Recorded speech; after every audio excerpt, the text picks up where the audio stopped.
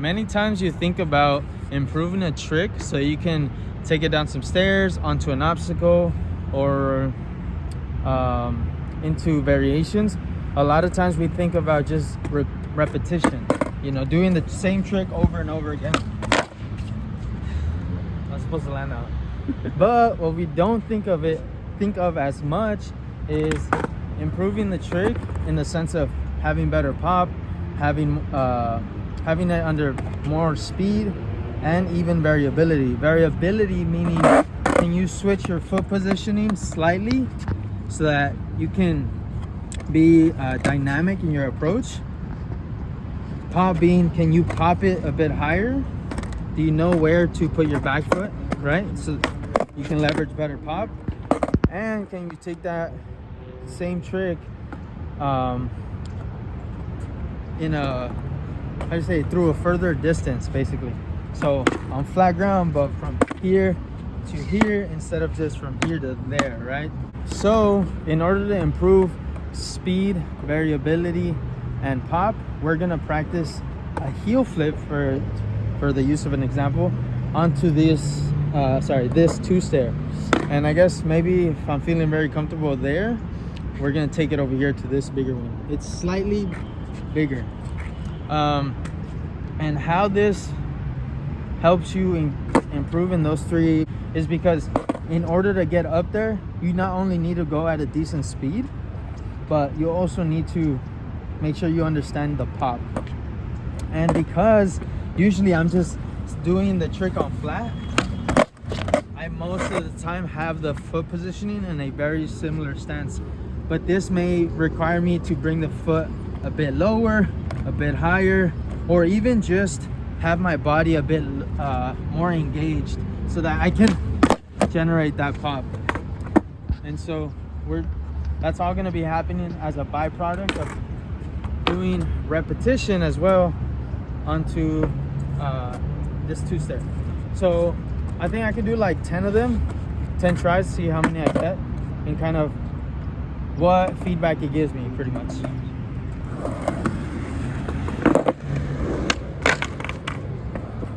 Okay, I'm gonna do 10, but on that one it over flipped, and I'm thinking, why? Did I flick too hard? Was I kind of scared of flicking up because the stairs were there? I'm gonna try to be a bit more slower with my flip.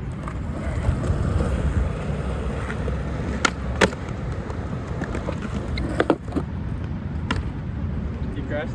So that one I emphasized hitting that corner instead of just going here.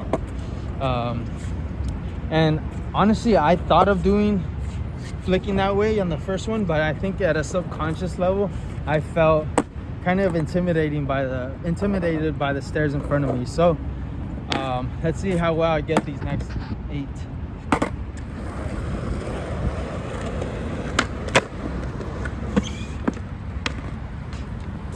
That's pretty sick. That one didn't really feel like it came up to me.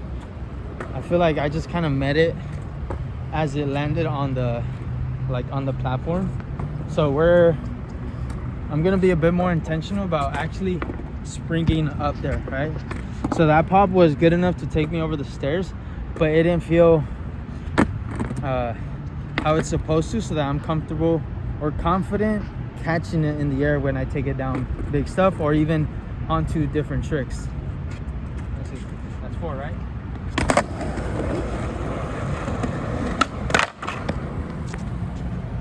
So that one just felt mostly like the first one, like very forced. And also I feel like I set up too quick. I didn't give myself that breather to set up correctly. So I'm just gonna drop my board down from here and we'll go from there.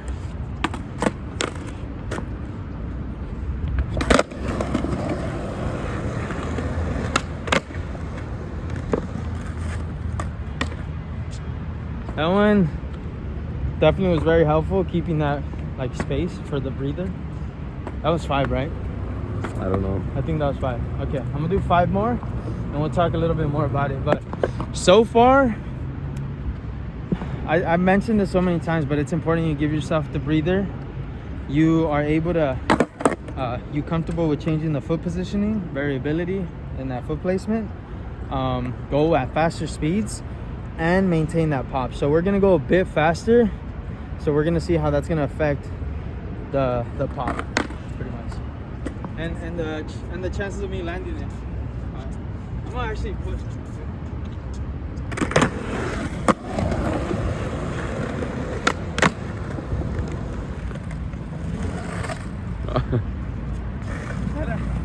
That one actually felt really good. I was a bit like hesitant. Like as soon as I got onto my board, like I was like, oh damn, I'm going too fast. But as soon as, or because I feel like, you guys didn't see that. I feel like because I had that breather, I was able to calm down and get into that position I needed to, right? That engagement right here. So 4 more.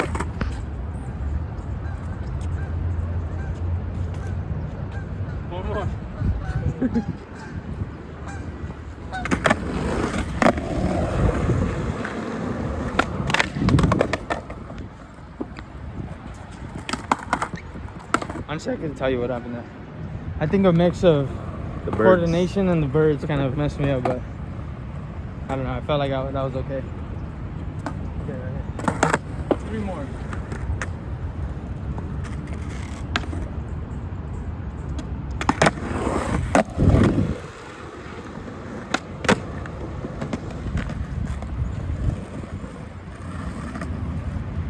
On that one, that was 7, right? On that one, what I really noticed was that when I land, I kind of disengaged.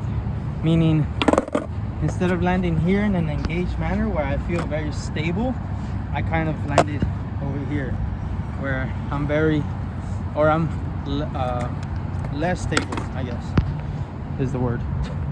And so these next 2 tries, I'm gonna really place the intention in landing in the stable manner. On top of everything, the speed, the breather in between, and that's maintaining that solid pop where I can catch the board.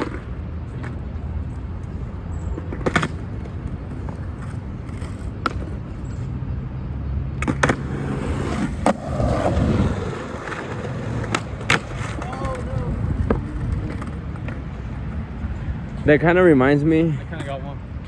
It sounds like celebrating too early.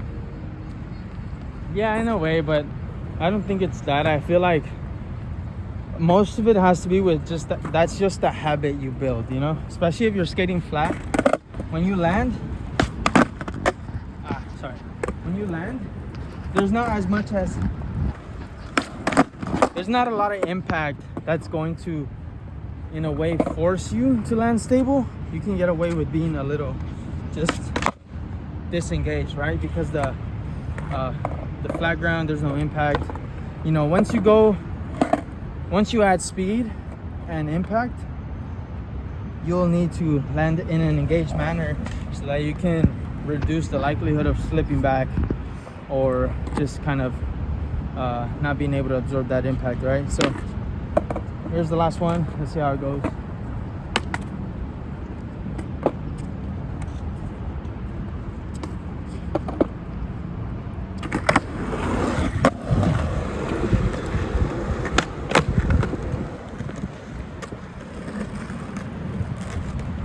Okay, so that one I still kind of felt disengaged, but I was a bit more with my centered. I was a bit more centered, basically, where my hips were behind the board, my chest was over. So I felt stable, but I know that there's room for improvement. So the last challenge, before I just kind of elaborate on why this is a good way to improve consistency with pop, speed, and variability. I'll elaborate more after this one. I'm gonna go heel flip down the stairs, heel flip up. Or should I go the opposite way? Because, what do you think? This side's higher. Yeah, I know, that's the point. It's a little more of a challenge. All right. Yeah, we're gonna challenge my pop. It's very little, but that it seems like a good difference. That small difference makes a big difference. Wow, what a great use of words. Okay, I'm not gonna go as fast on this heel flip, but you know, if what can help me going off of this small set is really understanding with less risk if I can pop and catch my board, right? So we'll see, guys.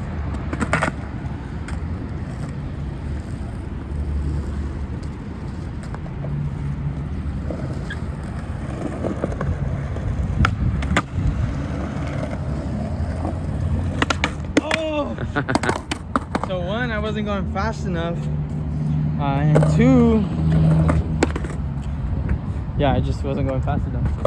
I think I overextended the amount of time I needed in between. So like that breather, I just how do you say, like I took advantage of that or abused it. I abused that opportunity. Just took too long. I missed it.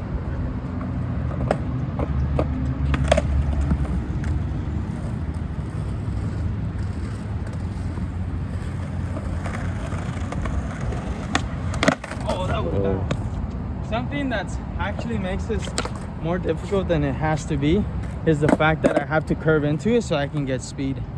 But that's not an excuse.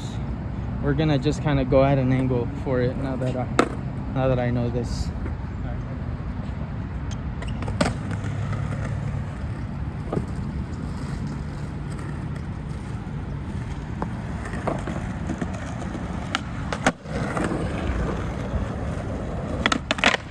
Damn.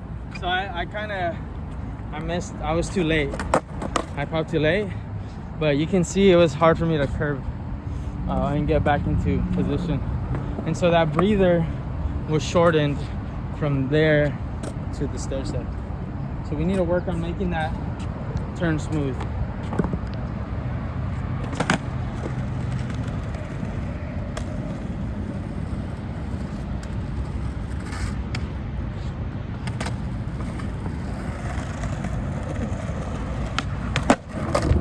Damn, that's scary.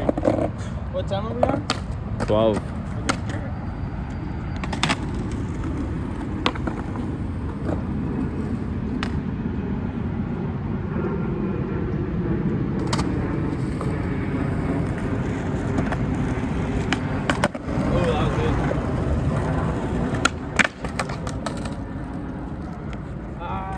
Okay, so there, I want to really focus on the pop, but then I just, instead of giving that emphasis on that snap, I compensate by flicking, or my body is going to the flick. So I need to slow down the flick and kind of increase the speed of that snap. Like trust your pop more instead of... No, not trust the pop more, just kind of put more attention to this motion instead of flick. Because I'm trying to force it with the flick, but I don't need a better or a faster flick. I need a faster snap. Does that make sense? Yeah.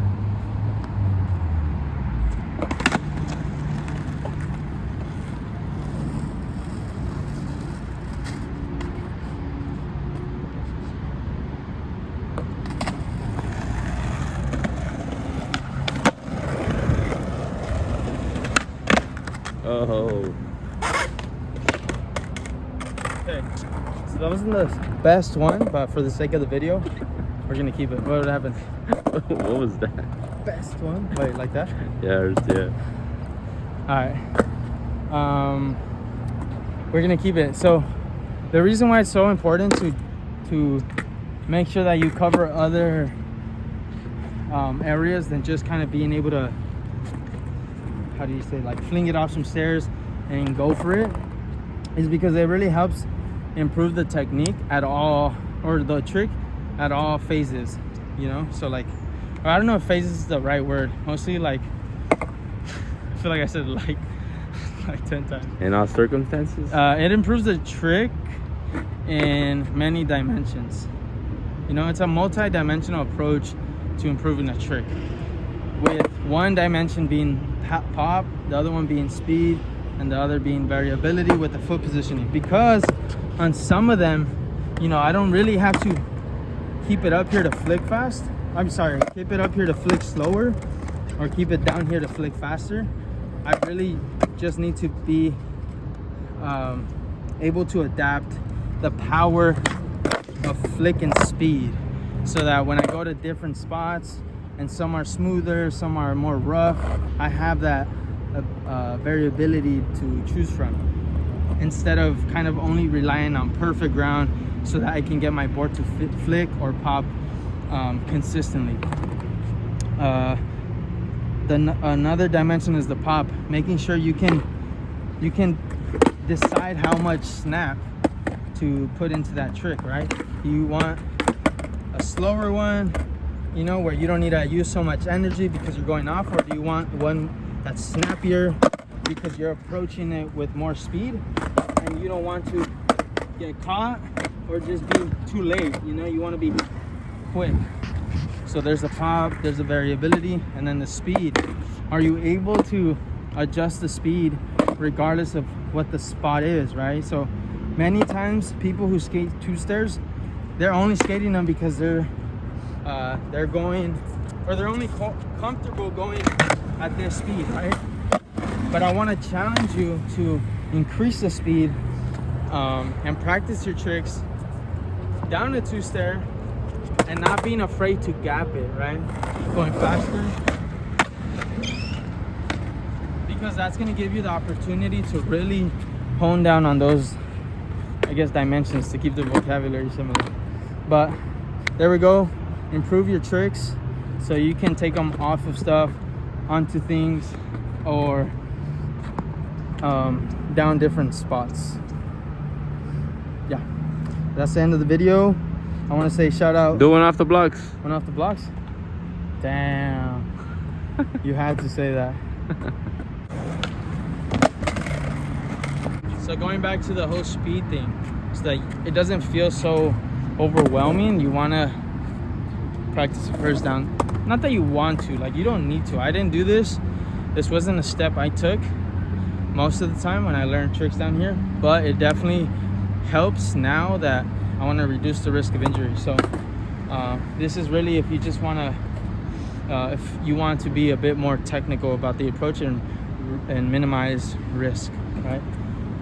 There's no need to be jumping down without landing tricks if you don't need to be, right? It's a different story if you're at a street spot and you have to get it that moment, you know? Otherwise, you're at a skate park. Use these obstacles as tools so that you can, you know, get this as fast as potentially possible for yourself. Guess in the comments how many tries it's gonna take me. I already took one attempt, so just give a comment. See how long. Well, I'm gonna stick this one, but I think for sure the fourth try I'll get it. Ah! If I would have caught that one, I would have landed on my heels. Oh no. I guess I'm not a man of my word. Okay. Fourth one, but I said I was gonna get on the fourth one. So I have a try to redeem myself. Oh. So actually I stick it on the fourth, not the third. That one actually felt like super solid as far as pop. Yeah. What do you think is stopping you from doing it first try? A mix of fear, like I haven't skated these 3 blocks in like a couple weeks, so oh, really? I'm not too familiar with it. Haven't been consistent on it, you know what I mean? But you challenged me, so I accepted the challenge. But I'm also making sure I take my breath, I breathe in between, because I know, you know, I don't deserve to land it first try. Not that I really ever deserve to land it first try, but when you're more consistent, it's a bit more likely, right? So, 5th one, here we go. Feels like I already tried it like 10 times. I'm barely on my 5th one. No! Damn. It's not an excuse, I'm gonna land it. But when you have, how do you say, like, worn, or what do you say, like, used equipment, it's going to be this much harder to do your tricks, right? Because when you're going down a set of stairs, you can use every inch of precision. you know, and that includes your equipment. But now, I'm not saying that to give you or myself an excuse to not skate stairs or yeah, stray away from impact. All I'm saying is that it's okay to expect like the inconsistency when you have an inconsistent setup, right? In the form of like very worn or razor-tailed, razor-nosed deck. Having said that, 6-1 right here. For those of you who said number 6, you won the challenge. Damn. I didn't get a good pop. All right, next time don't suggest a trick like this. Damn. Getting frustrated.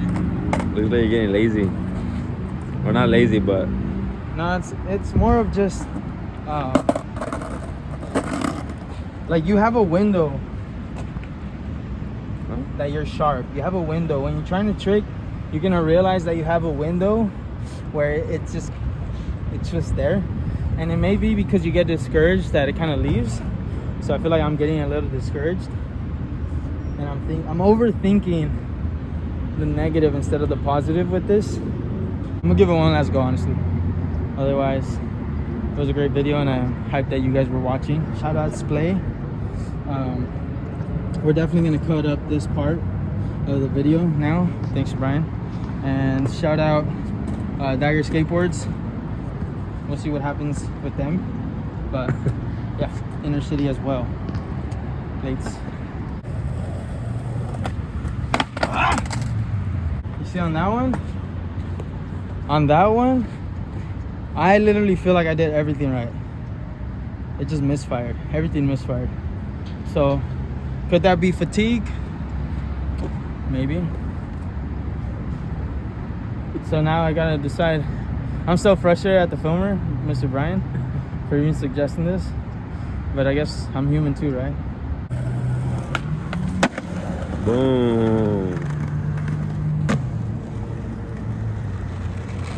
Damn, that one like slow mode and everything to me. You popped. Yeah, I was thinking more of springing up right there. Dude, I like saw, I can't see right. I don't have good eyes, but I felt it and I was like, whoa. You unexpectedly popped higher than I thought. Yeah, I know. I felt it too.